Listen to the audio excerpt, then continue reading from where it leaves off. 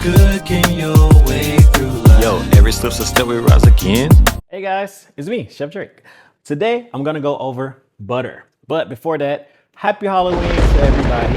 It is Halloween week. Today's topic, or a little tip or trick or whatever, is gonna be butter. So I'm gonna show you how to clarify butter in just a moment. But when we're clarifying butter, we're removing the butter solids and fats. A couple things I wanna go over with you as well. When you're buying your butter, I always recommend buying unsalted butter unless you need the salted butter for a certain reason.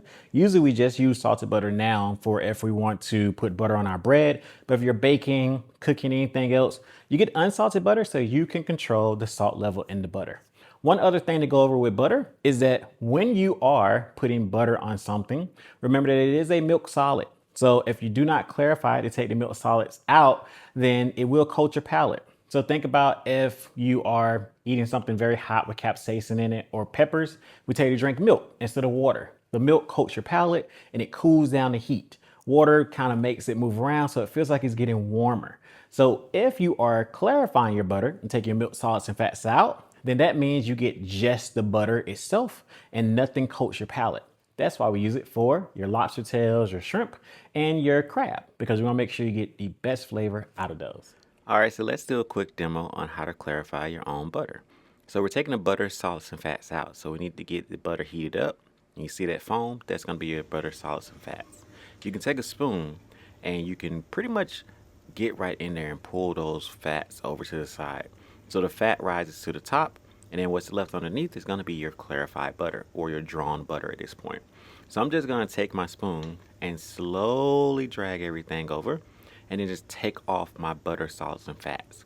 Now I have a mesh strainer, and then also I'm just using a coffee filter, but you also can use cheesecloth. Coffee filter here just so I can kind of catch everything, and any of the clarified butter I take out just strains through the bottom, and my bowl is underneath. So just a quick and easy way to do it at home. If you're in a restaurant, we usually use cheesecloth because we're going to be doing a larger amount. I use a coffee filter because they're always around the house. Now, after this, you have clarified butter. Easy peasy. So now that you know how to clarify your own butter at home, now you can make your own clarified butter if you like.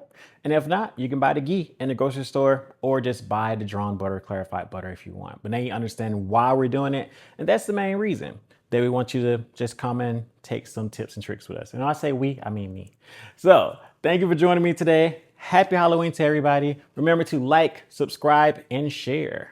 See you next time. Cooking your way through life. Thank you for watching today's episode. I hope you enjoyed it and maybe even learned something. You know what to do next. Please hit those like, share, and subscribe buttons below and have a great day.